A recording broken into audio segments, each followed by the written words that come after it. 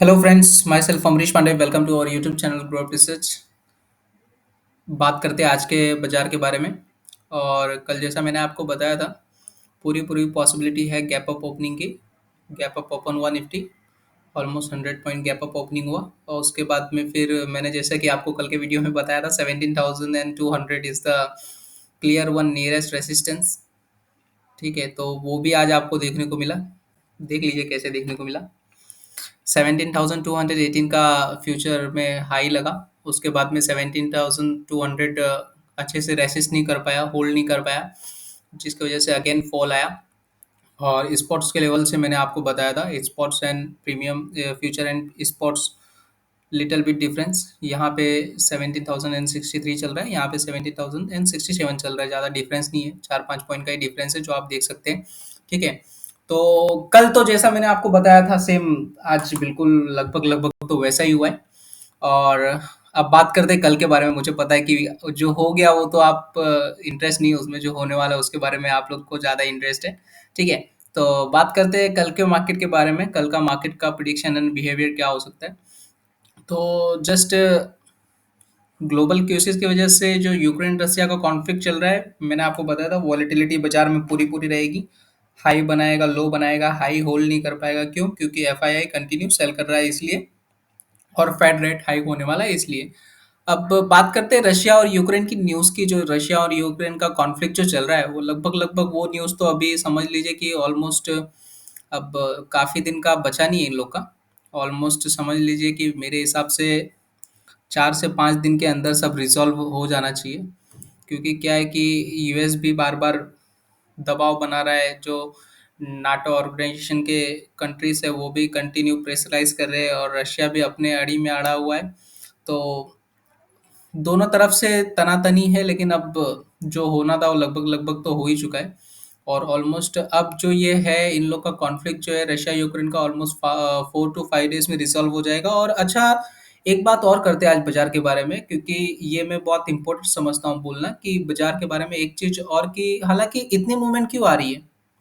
मैंने आपको पिछले भी वीडियो में आपने बताया इतनी मूवमेंट क्यों आ रही है। बिकॉज ऑफ द 4 से 5 जो इवेंट है उसके लिए सबसे ज्यादा मूवमेंट आ रही है। और 10 मार्च को जो है वो इलेक्शन, यूपी इलेक्शन का रिजल्ट है। और उसके बाद में सेबी का जो पिक मार्जिन है वो 50% होने वाला है 28 फेब के बाद में। उसके बाद में उसके बाद में भी और एक दो इवेंट है। 15 मार्च को फेड का जो रेट है वो हाइक होने वाला है। 0.50 बीपीएस से लेके जो भी होगा वो देखते हैं क्या है। लेकिन 0.50 बीपीएस जो है वो लग रहा है, क्योंकि इन्फ्लेशन काफ़ी ज़्यादा है यूएस में। तो ये जो इवेंट है उसके चलते ही मार्केट में इतनी ज़्यादा वॉलेटिलिटी है। ठीक है, तो इसीलिए बाजार ऊपर जा रहा है। और एफआईआई जो हमारे भाई बंधु है वो बेचारे बेचारे तो हम लोग हैं वो लोग तो महाशय हैं। मैं उनको हमेशा महाशय ही बोलता हूँ, क्योंकि क्या है कि हमेशा जब भी थोड़ा भी ऊपर जाता है बेच दो।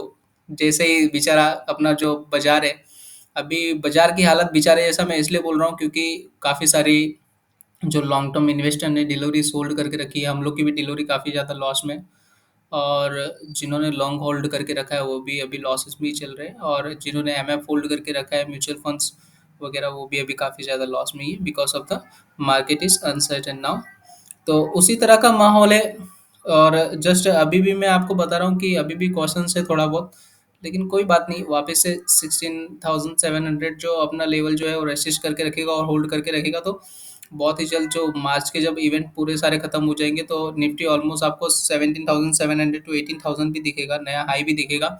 तो वो सब चीज़ें भी बाजार में होंगी, लेकिन अभी थोड़ा सा कॉशन है because of the main news of the currently in the market, Russia Ukraine conflict. Okay, तो जस्ट बात करते हैं आगे की रिएक्शंस की कि आगे का मार्केट क्या हो सकता है। तो बात करते हैं कल जो मैंने डायग्राम था मेरा कल का जो था वही है, कुछ भी मैंने चेंज नहीं किया है। 17,000 का मैंने एक आपको साइकोलॉजिकल लेवल बताया था, वही है आज भी। 17,000 आप देख लीजिए, कहीं भी ब्रेक नहीं हुआ है। 17,043 का फ्यूचर में लो बनाया है। और 17,060 का मैंने आपको बताया था इस नियरेस्ट सपोर्ट। नियरेस्ट और लॉन्गेस्ट कल मैंने आपको एक नई जो दो चीज़ बताई थी, उसके हिसाब से सपोर्ट जो है 70,060 का लेके वापस फ्यूचर ने जो है वो 60 के ऊपर का ही क्लोज दिया है। मैंने आपको बताया था इसी रेंज में ही मार्केट ट्रेड होने वाला है, और वही हुआ है आज लगभग लगभग। तो देखिए, यहाँ पर रेजिस्टेंस जो था नियरेस्ट मैंने आपको बताया था 17,314 का, और उससे भी नियर रेजिस्टेंस मैंने आपको बताया था 17,200 का, जो क्रॉस नहीं हुआ है, क्रॉस हुआ भी है तो सपोर्ट यानी कि उसको पूरी तरह से सपोर्ट करके होल्ड नहीं कर पाया। ओके, तो जस्ट बात करते हैं फिर उससे उसके बारे में। जो पाइवोट जो है वो मैंने आपको बताया था नियरेस्ट 17,200 का है, लॉन्गेस्ट भी 17,200 का ही अब निकल कर आ रहा है। और 17,000 साइकोलॉजिकल लेवल है, जब तक ये ब्रेक नहीं करेगा तब तक बहुत कम चांसेस है कि कंटिन्यू फॉल हो।